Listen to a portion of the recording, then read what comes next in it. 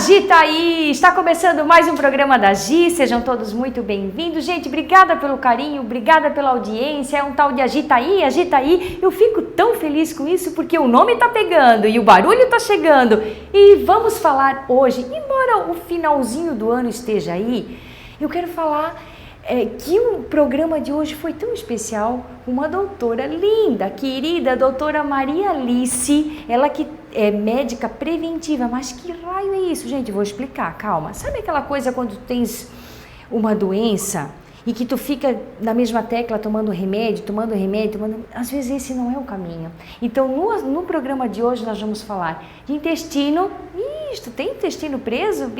Sei bem como é isso. Sono, também, a gente não pode ficar 24 horas por dia do dia ligado, tem que dormir. E também do contato com a natureza, está imperdível, vem comigo. Olá, estamos aqui então com a doutora Maria Alice, ela que trabalha com medicina integrativa, medicina preventiva, seja muito bem-vinda. Obrigada. Isso, obrigada por ter aceito o convite. Calma que eu estou desmontando o microfone aqui, calma, se ajeita. Então, sabe o que nós vamos falar hoje? Sabe do quê? De que nós vamos falar hoje? De cocô. Como é que vai ser o cocô? Já vamos começar a entrevista assim, doutora. Sabe por quê? Eu fiz uma enquete bem rapidinha no Instagram e perguntei assim, ó, o seu intestino funciona bem? E mais de 75% das pessoas responderam que não. Que o intestino não vai bem, que existe, né, que não funciona. Então, por isso que eu estou aqui, para a gente falar de cocô. Como deve ser o seu cocô? Enfim, vamos começar. Doutora, sabendo, assim, que a gente diz que o intestino é como se fosse o nosso segundo cérebro, por que ele tem que funcionar bem? Seja bem-vinda. Obrigada mais uma vez. Primeiramente, obrigada, Gi, pelo convite de estar aqui falando sobre um tema que eu adoro, que é intestino e cocô. Então, vamos começar. Bom, o intestino ele é visto como o segundo cérebro, primeiro porque a gente tem mais ou menos 500 milhões de neurônios no nosso intestino. Segundo, porque é o nosso meio de contato com o mundo externo. É no local onde a gente vai absorver os nutrientes do que a gente está se alimentando. E outra coisa muito importante relacionada ao intestino que muita gente não sabe é que a gente tem trilhões de bactérias no nosso intestino. Temos mais bactérias no intestino do que células no nosso corpo e elas têm um papel fundamental na nossa saúde como um todo. Então, por esses três principais motivos que o intestino é visto como, é dito e visto como o nosso segundo cérebro. Então, você ali de casa já está pensando, meu Deus, mas eu não faço cocô como deveria. Meu Deus, mas eu tô com inchaço, tô com gases e tal. Qual seria a frequência ideal, assim, de estar evacuando por dia? Enfim, a frequência normal de estar indo ao banheiro. A frequência normal seria de 3 vezes ao dia até 3 vezes na semana. Porém, dentro da medicina integrativa, da medicina funcional, que é a linha que eu trabalho, o ideal seria que pelo menos uma vez ao dia a gente estivesse evacuando. Isso demonstra um equilíbrio do nosso trato gastrointestinal. Porque tem aquelas pessoas que comem uma coisinha e já estão indo no banheiro, igual passarinho. Come uma coisinha e estão indo no banheiro. Que ódio, eu fico com ódio dessas pessoas.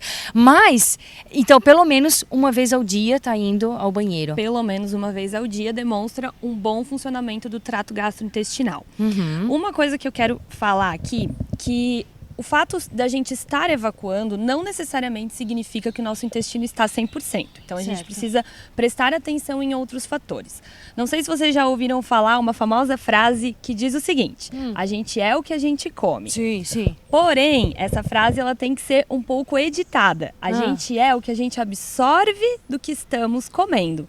Então, muitas vezes a gente pode estar ingerindo bons alimentos, formando bolo fecal e evacuando uma vez ao dia, porém não estarmos absorvendo os nutrientes dessa alimentação. E mesmo assim estarmos com deficiências nutricionais, de vitaminas, de minerais, de nutrientes no geral, por má absorção. Por isso eu gosto tanto, assim, eu sempre trago aqui para o programa profissionais que tratam a saúde. Assim, vai investigar através de exames, como é que está essa absorção de nutrientes, né? Então, assim, não especificamente assim, ó, tu tá com o intestino não funcionando, vai lá, toma um laxante. Meu Deus! Por exemplo, assim, ó, quantas pessoas, deu uma dorzinha de garganta, precisou usar um antibiótico. Desse antibiótico, o que acontece com o intestino, por exemplo? O antibiótico, quando se faz uso de uma medicação como essa, a gente pode alterar a nossa flora intestinal, que são essas bactérias boas que a gente possui no nosso intestino, e essa flora demorar até 1 ano para retornar o que ela era antes do uso do antibiótico. Olha só. O que isso significa? Nós estamos usando uma medicação para combater uma bactéria, certo? Sim. Que naquele momento é necessária por alguma infecção que está acontecendo. Porém, a gente precisa cuidar dessas bactérias boas que a gente tem no nosso intestino, porque o desequilíbrio delas vai levar a uma série de problemas de saúde e até doenças crônicas e graves que podem se desencadear desse desequilíbrio. Então, hoje, a gente já tem uma normativa que está valendo no Brasil, apesar que não é seguida por todos os profissionais, que sempre que se utilizar um medicamento antibiótico, certo, nós devemos utilizar um probiótico, que são mix de bactérias boas, para não desequilibrar a nossa flora intestinal. É engraçado porque tu comentas isso com algumas pessoas, tipo assim, o meu filho tá tomando antibiótico. Daí tu diz assim, mas ele tá tomando lactobacilo junto, tá tomando probiótico. Não, mas para quê? Muita gente não sabe. Muito obrigada por trazer essa informação aqui, porque, claro, é preciso tomar antibiótico de quando em vez, sim. Sim. Mas de que maneira você pode manter principalmente a saúde do intestino em dia com esses probióticos? Tá bem, gente? Eu acho que a primeira parte de intestino, a gente vai ficando por aqui, né? É importante falar o seguinte do intestino, deixar a laxante de lado, né? Quantas pessoas não conseguem, eu só vou tomando aquele remedinho, né? Então, assim, investigar toda uma causa. Será que pode ser emocional? Será que está faltando fibra? Será que está faltando água? Né? O que a gente poderia, para fechar esse primeiro bloco de intestino do cocôzão aqui, falando assim, do que precisa mudar para isso funcionar bem? Primeiro a gente tem que lembrar que a digestão do alimento e a saúde do intestino começa quando a gente está ingerindo o alimento, começa na nossa mastigação. Certo. Então começa a gente prestar atenção como é que está sendo a mastigação desse alimento, como é que está o equilíbrio do nosso estômago, que é ali que começa a digestão, e como é que está a saúde do nosso intestino. Então existem exames para a gente investigar isso.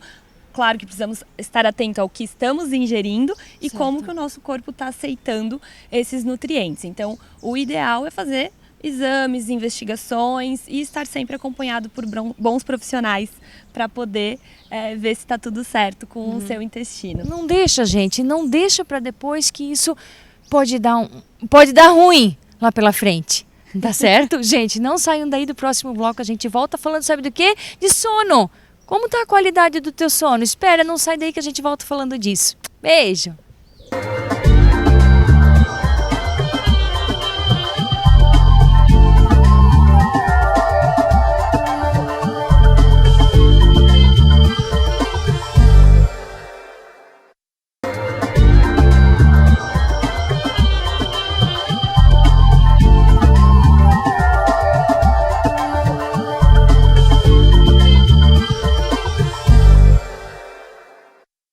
Oi, gente! Estamos de volta aqui com essa querida doutora Maria Alice e nós vamos falar sobre sono. Você dorme bem?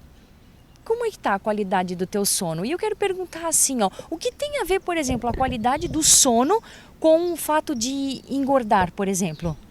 Bom, isso é um assunto que interessa muita gente, né? Sim. Durante o sono, a gente faz produção de alguns hormônios, como, por exemplo, a insulina, o GH, a grelina e a leptina, que são hormônios que estão envolvidos no ganho ou perda de peso. Quando a gente tem um sono em desequilíbrio ou uma má qualidade do sono, a gente pode estar desequilibrando a nossa produção desses hormônios e assim favorecendo o ganho de peso. É justamente a questão da saciedade, quando fala em grelina. Exatamente. A leptina é o hormônio da saciedade e a grelina é o hormônio que estimula a fome. Então, se nós estamos com eles em desequilíbrio, a gente pode ter maior compulsão alimentar, acabar se alimentando com maior quantidade de alimentos e acabar tendo um ganho de peso secundário. Eu costumo dizer assim pro meu filho, né? Porque chega à noite, tá ouriçado, tá virado num foguete, num giraia, eu digo, meu filho, cardio. Para crescer, assim igual na academia, você tem que comer bem, você tem que se exercitar, no caso ele brincar, e precisa dormir. É quando a gente dorme que a gente cresce. É a mesma coisa com a musculação. Quer ficar grande, quer recuperar, precisa dormir. E para aquelas pessoas que dormem pouco, por exemplo, tem várias situações, eu acho, de casos de insônia. Por exemplo, assim, aquela pessoa que até vai dormir cedo, mas das 2 horas da manhã ela está acordada. Ou se não, assim, não, deu 5 horas, estou acordada. Ou assim, 5, 6 horas para mim tá bom. Tem um número X de horas, assim, não. É interessante o indivíduo dormir tantas horas por dia. Sim, o ideal é entre 7 a 9 horas por noite. Em média, então, são as famosas 8 horas. Certo. Porém, existem individualidades, existem pessoas que necessitam de um pouco menos de horas. Porém, os trabalhos científicos, estudos já demonstram que quando se dorme menos de 6 horas por noite, existem riscos a longo prazo para a saúde, como, por exemplo, maior probabilidade de desenvolver diabetes ao longo da vida, com menos de 6 horas por noite, isso de forma crônica. Sim, e vale também aqui a questão do comportamento, né? Por exemplo, assim, se tu sabes, lá em casa eu digo, não, até às 10 todo mundo na cama, inclusive meu pequeno, deveria ir mais cedo, mas se deixar, antes a gente ia 11 e pouquinho, então assim, vale o comportamento, estipular um horário, deu. Com certeza. Até esse horário eu vou estar na cama e deu. O horário ideal para se estar na cama dormindo é até as 10 horas da noite. Tô fazendo certo, amor, lá em casa. Porém, a gente dá uma esticada até as 11 horas. Além de 11 horas, já começam a ocorrer, independente da hora que se acorda no outro dia, já podem estar, pode estar levando a alguns problemas a longo prazo, se manter esse hábito por muito tempo. Uma coisa que eu acho importante de a gente salientar, que além das horas de sono, é importante a gente olhar para a qualidade desse sono. O que é um sono de qualidade? A gente deitar a cabeça no travesseiro e acordar só no outro dia, sem nenhum despertar noturno. As pessoas têm o hábito de dizer, não, eu durmo bem, mas acordo uma vez para ir no banheiro, acordo uma vez para tomar água, para me virar na cama. E não é normal. Isso não é um sono de qualidade, isso não é normal. O normal é a gente dormir uma noite inteira de sono. Então, não é só a quantidade de horas, mas sim a qualidade desse sono também que influencia. E doutora, como a gente estava conversando até antes da entrevista aqui, o que dizer para essas pessoas que tomam 20, 30 anos, aquele remedinho, né? Enfim, um Roipinol, um Rivotril, aquilo que virou uma dependência, o que ela poderia estar fazendo hoje para se livrar disso? Porque assim como o laxante, que não está indo na causa, né? Então, assim, eu quero dormir, tomo aquele hipnótico e vou pra cama. Isso não é qualidade de vida nem de sono, né? Nem de sono. Infelizmente, eles acabam levando a indução do sono, mas muitas vezes não é um sono com qualidade. Eu tenho vários pacientes que tomam essas medicações e que mesmo assim não têm uma boa qualidade de sono. Existem maneiras de fazer o desmame dessas medicações, quando muito bem indicado, muito bem acompanhado por um profissional, de forma gradual, e principalmente o que a Gi falou, é achar a causa do desequilíbrio do sono. Existem diversas causas e a falta do medicamento, infelizmente, não é uma delas. É uma opção que a gente tem em alguns casos, porém existem deficiências de hormônios, como a melatonina, a vitamina D, existe deficiência de magnésio, a poluição eletromagnética, que a gente está muito hoje em contato, que é a poluição dos aparelhos eletrônicos. Muita gente dorme com o celular do lado da cama, carregando. Então a gente tem que levar em consideração, fazer toda um questionário para saber qual é a causa desse distúrbio e aí agir na causa e não só na consequência. Então, existe esperança para quem toma medicamento? Existe. Só que tem que ser muito bem acompanhado e existe a possibilidade de fazer um desmame gradual, sim. Com certeza. E cafezinho, 9 horas da noite? Ai, esse será é um que problema. rola? Tipo assim, o meu esposo é daquele que o meu pleno, né? Beijo, amor. Eu sempre digo que ele é o pleno, que ele toma um café, 9 horas da noite eu fico olhando e penso assim, nossa, eu é que não vou dormir, eu acho. Mas para ele tá tudo bem, mas a grande maioria tem essa coisa da cafeína que pode tirar o sono. Exatamente. Mesmo que não esteja tirando o sono dele, ele pode estar com a qualidade do sono prejudicada pelo fato de estar utilizando um estimulante antes de deitar. A gente deve evitar os alimentos estimulantes, a cafeína, refrigerantes, até alguns tipos de chocolate, por exemplo, cigarro, antes de dormir, e investir em alimentos que são calmantes. Então, alguns chás, alimentos com baixo teor de açúcar, por exemplo. Evitar as refeições pesadas também antes de dormir, a carne vermelha não é um bom alimento ingerir muito tarde. Pesado, né? Aquela Exatamente. Tem que saber como é que tá a digestão, como é que tá o intestino dessa pessoa também. Então, todos esses fatores vão influenciar também na qualidade do sono. Gente, isso tudo a gente vai juntando para ter uma qualidade de vida melhor. Eu acho assim que o programa da Gi, trazendo essas coisas queridas para cá, lindas assim, é de mostrar para você que está em casa que aos pouquinhos a gente pode ter resultado sim. Vai mudando na alimentação daqui, vai mudando com o sono dali, para a gente cada vez ter mais qualidade de vida, tá bem, gente? E no próximo programa... programa, não, Gi. No próximo bloco, nós vamos botar o pezinho no chão, pezinho na areia. Vamos, doutora? Vamos, contato com a natureza. É isso aí, não sai daí, a gente já volta. Beijo.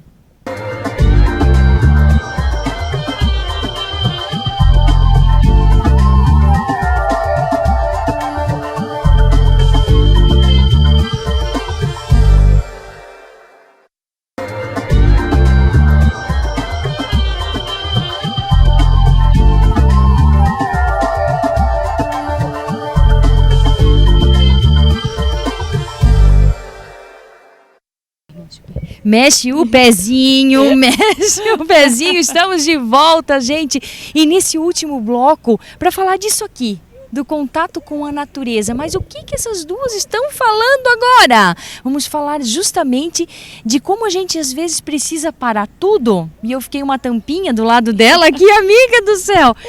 Parar tudo e entrar em contato com a natureza. Até dentre a medicina que tu trabalhas, gente, eu acho que eu vou errar o nome, Ayurveda. Ayurveda, já ouviram falar? Fala um pouquinho pra gente o que é isso, doutora Maria Alice. A medicina Ayurveda é a medicina indiana, é a medicina mais antiga do mundo. Dela se derivou a medicina chinesa e a medicina moderna que a gente segue aqui hoje. E por que é tão importante assim, ó, até a Dete da Escola Charlotte, um beijo, ela disse que dos anjinhos de asa quebrada que ela tem na escola dela, conta muito assim, para tudo. E ela bota todo mundo caminhar na grama, contato com a terra. Por que é tão importante a gente ter esse contato pé no chão assim? Bom, eu costumo chamar a natureza de vitamina verde. Então, para mim é uma coisa muito importante. Questiono todos os meus pacientes sobre esse contato. Por quê? Primeiro que a terra é um dos melhores e mais potentes antioxidantes que existem. A gente produz radicais livres, que são produtos que são maléficos para o nosso corpo quando estão em excesso. E a gente precisa de antioxidantes para combater esses radicais livres. Então, através da terra, por exemplo, a gente consegue esse contato. Existem vários estudos que demonstram o benefício do contato com a natureza para a nossa saúde no geral, demonstrando melhora de cognição, memória, diminuição de pressão alta e de outras doenças crônicas. Então tem muito benefício a gente estar em contato com a natureza sempre que a gente puder. Isso, a questão da ansiedade, né? O quanto agora eu gosto sempre de clicar nessa tecla, final do ano chegando, parece que o mundo vai acabar. Meu Deus, é só mais um final do ano, vai dar 31 de dezembro, virou fogo, 1º de janeiro. Gente, mas agora a gente olha para as pessoas assim, ó, estressadas. Meu Deus, né? Para tudo, respira, né? Respira e contato com a natureza. Tem vários estudos demonstrando a relação de diminuição de ansiedade, do hormônio cortisol, que é um dos hormônios que estão relacionados com estresse. Então tem um estudo que demonstra diminuição em 16% dos níveis de cortisol, só o fato de estar em contato com a natureza. Então a importância aí para vários segmentos da nossa vida estar em contato. Com certeza, deixa só o programa terminar, tira o sapato, tira o chinelo e vai dar uma voltinha no barro, na grama, que isso é muito importante. Eu adorei a tua frase, na verdade é de Sócrates, cuidado com o vazio de uma vida ocupada demais. Não é? Olha só o quanto a gente precisa parar e prestar atenção na gente. Até antes de começar aqui a gravação, a gente estava conversando do quanto a medicina tem que ir em busca da saúde, né? E que muitas doenças, assim, ó, tem muito mais fundo emocional do que propriamente fisiológico. Exatamente, exatamente. Muitas vezes a gente não está se percebendo, a gente está na correria do dia a dia, está prestando atenção no trabalho, nos filhos, na correria e não está olhando para nós mesmos. Então essa frase eu acho muito interessante porque a gente está nas redes sociais o tempo inteiro, está conectado com outras pessoas o tempo inteiro e muitas vezes a gente não está conectado conosco, Sim, que é o sim. mais importante. Não se Então, olha, a gente aham. precisa se olhar, a gente precisa se amar, se perceber e ter consciência das nossas atitudes, dos nossos pensamentos, das nossas escolhas. Sim, isso aí. A gente está aqui disputando com os galos em meio à natureza. Mas é isso, doutora, uma frase assim, ó, para a gente fechar o nosso encontro, para assim, ó, acho que já falou, né, para desacelerar, para prestar mais atenção e principalmente assim, de repente não sair da medicina tradicional de um todo. É uma junção, né? Eu acho que a gente não pode quebrar o ser humano em vários segmentos. A gente tem que ir no olhar da medicina como um todo. Só para a gente fechar esse nosso programa delicioso de hoje com os galos aqui também cantando. Diga lá. A medicina integrativa, como o nome já diz, é a integração do todo, é olhar a pessoa como um todo, é ver que na nossa frente existe um corpo, existe uma mente, existe um espírito e é integrar vários profissionais ao mesmo tempo, vários segmentos da medicina. A medicina integrativa não exclui a medicina dita tradicional, muito pelo contrário, a gente vem para ter um olhar um pouco diferente sobre o paciente e trabalhar de outras formas, principalmente levando em consideração a individualidade do paciente, uma parceria. Eu sempre digo para os pacientes que a gente está fazendo uma parceria, isso a gente sai um pouco, nós profissionais da saúde, como detentores de todo o conhecimento, e vamos lá e vamos mandar a pessoa fazer aquilo ali. Não, a gente precisa estar junto, estar integrado e estar numa parceria para a melhora da saúde. A medicina integrativa é uma medicina da saúde, a gente diz, não é a medicina da doença. A gente está procurando o equilíbrio do organismo da forma mais fisiológica possível, levando em consideração várias coisas que a gente conversou aqui, o sono, a importância da atividade física, de uma alimentação de qualidade, o intestino estar funcionando, um bom manejo do estresse, ter esse contato com a natureza, a vitamina verde. Então é todo esse conjunto da gente estar olhando o corpo como um todo. É isso, assim, para fechar, eu diria o seguinte: se você está ali na sua casa e que tem alguma situação de doença, que seja, como a gente falou, do intestino, não dorme bem, ou assim, eu tenho rinite, eu tenho gastrite, às vezes, de ficar só na medicina tradicional, vai buscar a causa, porque os anos estão passando e está deixando de viver com qualidade.